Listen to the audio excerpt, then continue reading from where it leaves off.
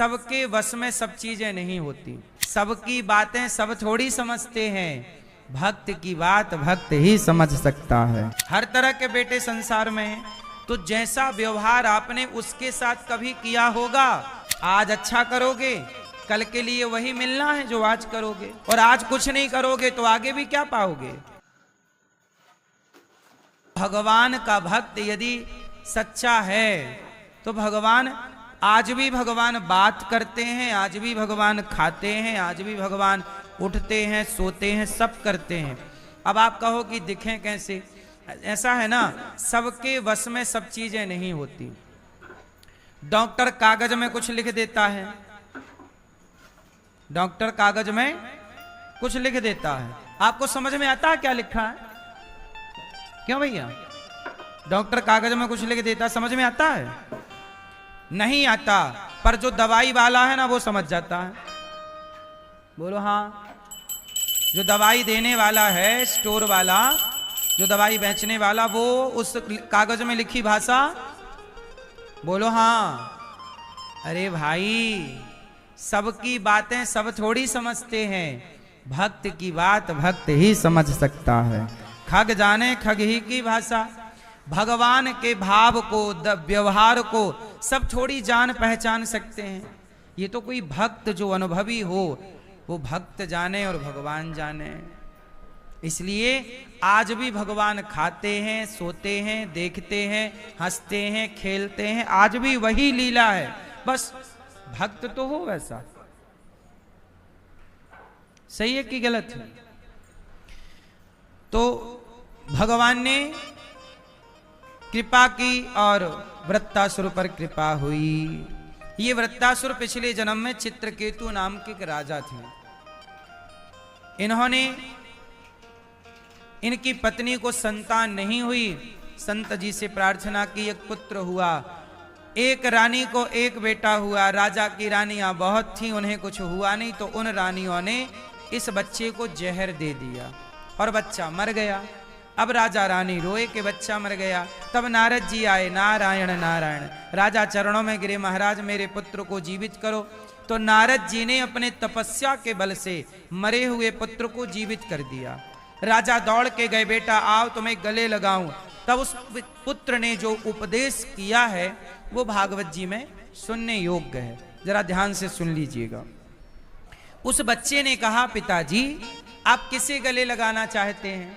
पिता ने कहा, बेटा तू मेरा बेटा है, तुझे गले लगाना चाहता हूं। कहा कि पिताजी मेरे तो करोड़ों बार जन्म हो चुका इस धरती पर, मैं करोड़ों बार मर चुका, हर बार मुझे कोई ना कोई माता मिली, हर बार कोई ना कोई, इस धरती पे आना पड़ता है तो माता पिता का ही सहारा लेना पड़ता है, बिना माँ बाप के कौन आएगा? तो आने के लिए रास्ता एक ही है, माता पिता। तो आप करोड़ों बार मेरा जन्म हुआ तो मेरे करोड़ों माँ बाप हैं, आप कौन से वाले माँ बाप हो? राजा बोले, मैं समझा नहीं बेटा, तू क्या कहना चाहता है? तू मेरा पुत्र है। तब उस बच्चे ने कहा, पिताजी मैं आपका पुत्र नहीं हूं, ये अज्ञान में मत जिया करो कि मेरा कोई पुत्र है, मैं किसी का पिता हूं, ये सब खोखली बातें हैं। तो सच्चाई क्या है? उस पुत्र ने सच्चाई कही कि पिताजी मैं आपका हिसाब किताब चुकाने आया हूं, कुछ बचा था। क्या हिसाब बचा था? तब उस बच्चे ने कहा, पिताजी मैं पिछले जन्म में भिक्षा मांगता था, तो आपने मुझे गेहूं का आटा दिया, मैंने उस आटे की 5 रोटियां बनाई और 5 रोटियां खाई, तो 5 वर्ष तक आपका बेटा बनके 5 रोटियों का हिसाब चुका दिया।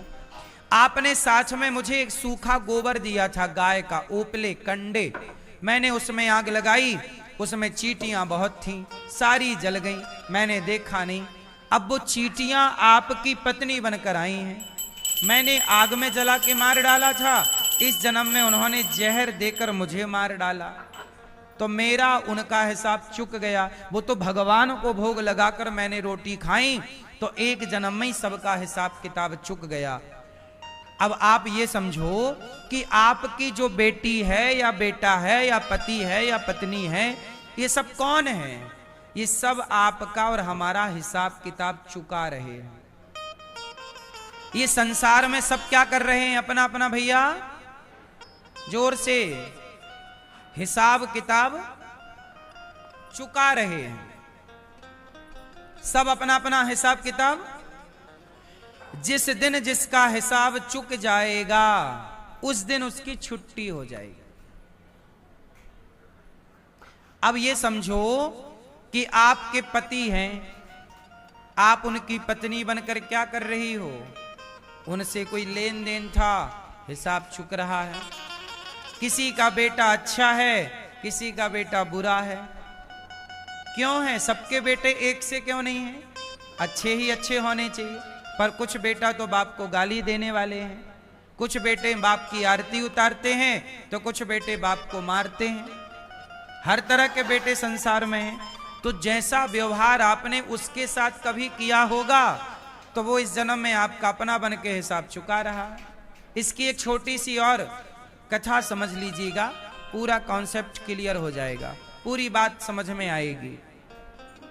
ऐसा है कि एक पत्नी को उसके पति ने मारा, एक पत्नी को उसके पति ने मारा।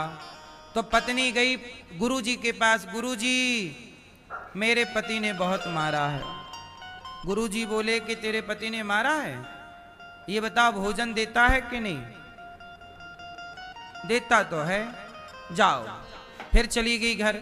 एक दिन फिर पति ने मारा, फिर दौड़ी दौड़ी गुरुजी के पास, गुरुजी पति ने बहुत मारा, क्यों मारता है? मैंने इसका क्या बिगाड़ा है? तब गुरुजी ने कहा तूने इस जन्म में कुछ नहीं बिगाड़ा इसका, पर तूने इसका पिछले जन्म में बिगाड़ा था। क्या बिगाड़ा गुरुजी मैंने? तब गुरुजी ने कहा कि पिछले जन्म में तू इसके